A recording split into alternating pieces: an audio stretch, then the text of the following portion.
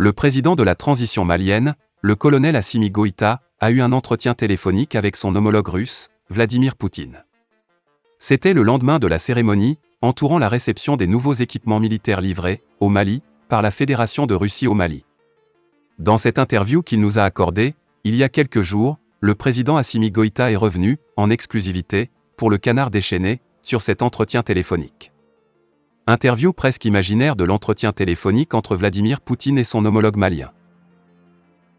MR le président, vous avez ainsi résumé votre entretien téléphonique avec Vladimir Poutine, votre homologue russe, sur votre compte Twitter, en ces termes. Nous avons évoqué l'appui de Fédération de Russie à la transition politique malienne et j'ai salué la qualité de notre partenariat respectueux de la souveraineté du Mali et des aspirations de sa population.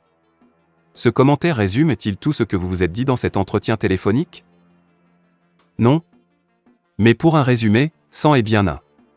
Mais pas tout à fait comme les autres. On nous a dit que vous parlez au téléphone, comme le font les vrais amis, qu'en est-il? C'est bien cela, qui a mis en rogne le président Macron, qui remarque, chaque jour qui passe que, la coopération militaire entre pays, ce n'est pas la gueule. Il a des exigences. Car, la parole donnée, doit être sacrée, pour les uns et pour les autres. Mais pas, simplement, pour les uns et pas pour les autres. Mais aujourd'hui, avec la Fédération de Russie prouve, une fois de plus encore, quel est le partenaire militaire idéal dont le Mali a besoin pour renforcer, davantage, ses capacités militaires, face à des djihadistes qui n'ont ni foi, ni loi. Récemment, les attaques terroristes se sont multipliées, notamment, à Tessie, avec un bilan exceptionnel de morts de nos soldats, 42.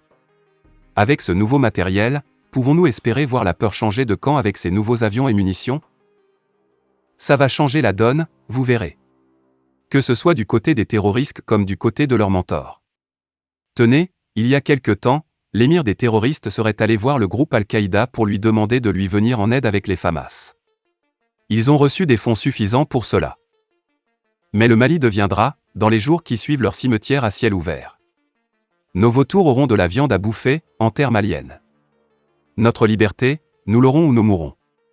Et nous sommes, déjà, prêts pour cela. Peut-on savoir ce qui se passera dans les semaines ou les mois à venir? En tout cas, cela doit être clair pour les terroristes et leurs mandants, celui qui tente d'agresser le Mali ou les autorités maliennes le paiera de sa vie. C'est sûr?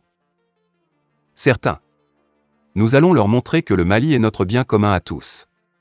Pas question de le saucissonner pour qui que ce soit.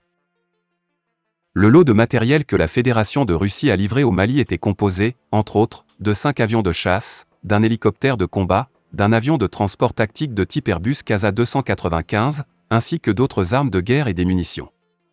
Mais, ce n'est pas tout. C'est vrai. À tout cela s'ajoutent d'autres matériels de guerre qui continuent de faire rougir Emmanuel Macron.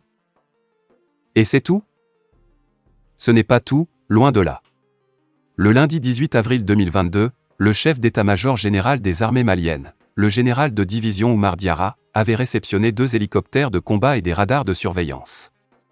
Le 31 mars dernier, une autre livraison, composée de 2 hélicoptères de type Mi-35P, des radars, des armes de guerre, des munitions et du matériel roulant, avait été faite par Moscou. Sans compter la réception, début octobre dernier, de 4 hélicoptères de type Mi-171, des armes de guerre et une grande quantité de munitions. Donc, c'est une coopération, somme toute, au beau fixe. C'est bien cela, au beau fixe. Ah bon?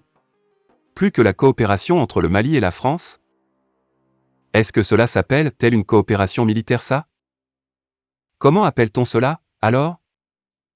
Cela s'appelle l'exploitation de nous autres, Maliens, par l'homme blanc français, surtout les Français. Ces équipements militaires arrivent au moment où, les djihadistes armés, financièrement et matériellement, disons, le tout net, par la France, Tessie a connu un bilan, pour le moins, exceptionnel, 42 morts. En tout cas, le diable est dans le fruit. Quand un pays cherche un autre partenaire outre que la France, elle remue ciel et terre pour que ce soit elle. Mais elle peut toujours continuer à pactiser avec le diable, si ça lui chante. Nous, Maliens, poursuivons notre chemin. Sans lorgner vers qui que ce soit. Nous restons droits dans nos bottes. Et advienne qui pourra. Nous sommes prêts à nous assumer, face à l'histoire, face à notre histoire. Donc, la France doit, finalement, ce qui lui paraît inacceptable. C'est vous qui dites que la France n'accepte pas de foutre la paix au Mali. Mais nous sommes prêts à tous les sacrifices pour ce faire. Faisons confiance en nous-mêmes. Le Mali sera un exemple, en Afrique, ou ne sera pas. Fin de la vidéo, merci pour votre attention.